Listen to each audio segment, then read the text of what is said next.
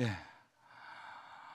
죽은 자 가운데서 부활하시고 우리에게 생명 주시는 예수 그리스도의 부활의 능력이 여러분의 가정과 우리 교회와 이 민족 위에 풍성하게 넘치기를 간절히 축원합니다. 오늘은 말씀을 길게 할 시간이 없습니다. 제가 어제 집에 들어가서 오늘 설교가 짧다고 하니까 가장 좋아하는 사람이 누구냐면 우리 딸이 진짜? 뭐 이러더라고요. 그럼 몇 분 아니에요, 몇 분.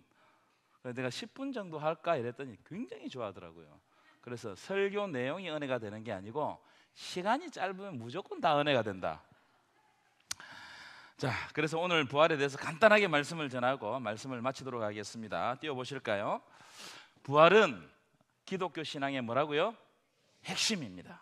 예수 그리스도의 부활 때문에 기독교가 생겼다고 해도 과언이 아닙니다. 예수 그리스도의 부활 때문에 유대교와 기독교가 분리되었다고 해도 과언이 아니에요. 오늘 우리가 모이는 이 주일도 띄워보실까요? 예수 그리스도의 부활을 기억하고 예배하기 위해 생긴 절기입니다. 가장 먼저 절기가 생겼는데 그게 주일이에요. 주일은 왜 생겼나? 예수 그리스도의 부활을 기억하고 예배하기 위해서 생긴 절기가 부활주일입니다. 초대교회는 매 주일마다 모여서 예수 그리스도의 부활을 설교했어요. 성도들에게 매주일 부활을 설교했습니다. 우리가 모이는 목적이 뭐냐? 부활 때문에 모였다는 거예요. 그래서 매주일 빠지지 않고 설교했던 것이 부활이었어요. 그래서 부활은 띄워보실까요? 예수 믿는 사람들이 가지는 자기 정체성이에요. 부활은 뭐라고요? 자기 정체성, 나의 정체성이다. 나는 뭘 믿는 사람이라고요?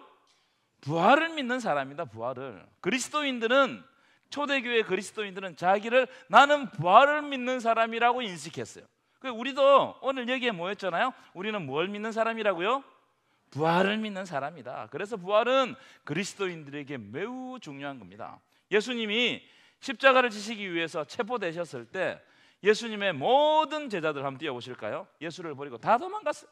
남아있는 사람이 아무도 없었습니다.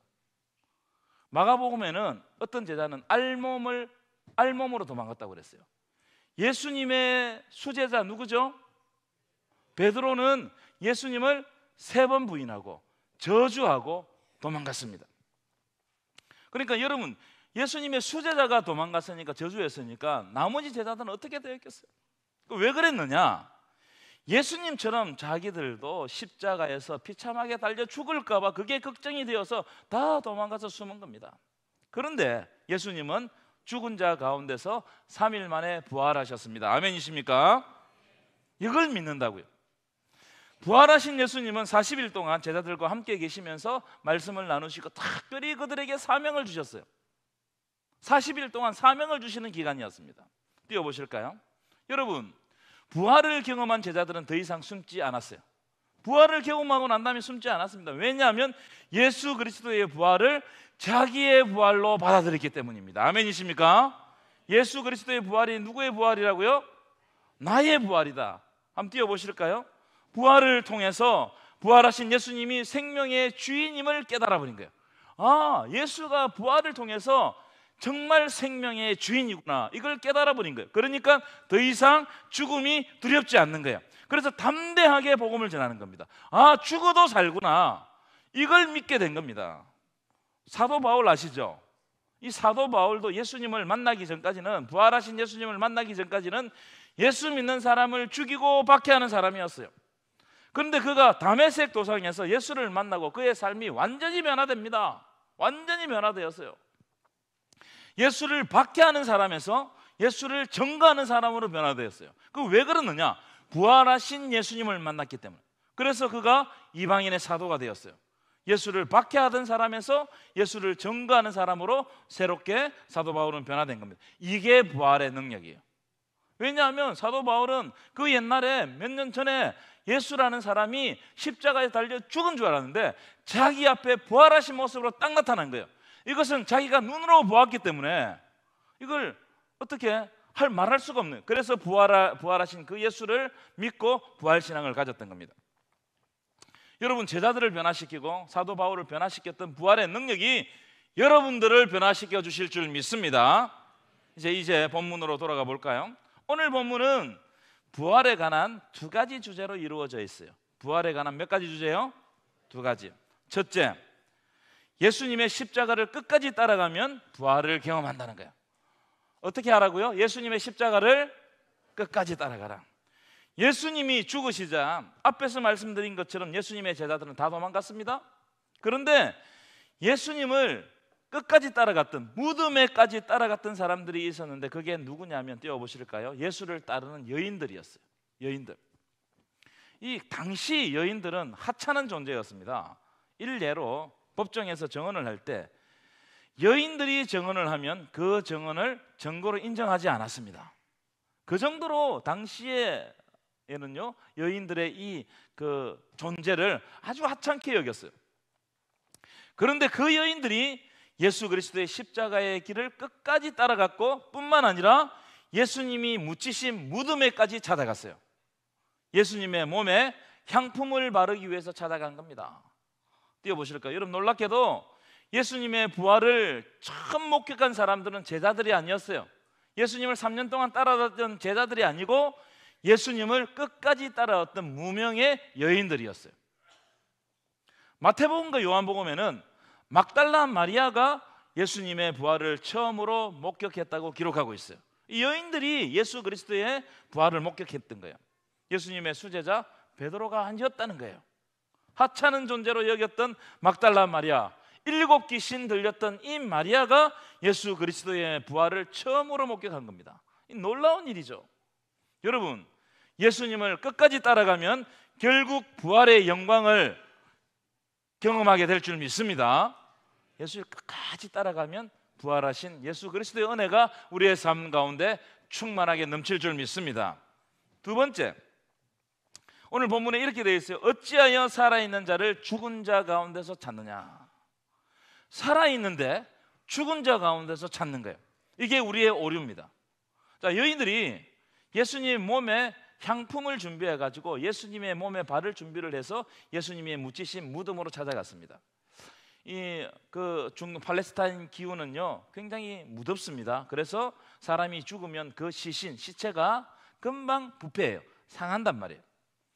그래서 팔레스타인 사람들은 사람이 죽으면 빨리 썩는 것을 늦추기 위해서 그 시신에 뭘 발랐어요? 향품을 발랐어요. 그러니까 지금으로 이야기하면 방부제예요. 그걸 바른 거예요.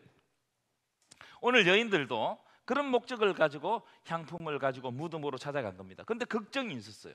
무슨 걱정이냐? 무덤의 돌을 누가 굴려줄 것인가? 무덤의 돌을. 무덤 보여주실까요? 예수님은 아마 저런 무덤에 묻혔다고 생각됩니다. 이제 그 당시 팔레스타인 사람들은 어떻게 했냐면은 굴을 파서 사람을 묻고 그 다음에 큰 돌을 가져와 가지고 굴 입구를 막았습니다. 이 입구를 막는 저 돌 하나가 무게가 얼마 정도 되는 줄 아세요? 2톤에서 3톤 정도 된대요. 아무도 안 놀라시네. 굉장히 무거워요. 그래서 저 돌을 옮기려면 최소 장정 6명 이상이 밀어야 옮길 수 있다는 겁니다.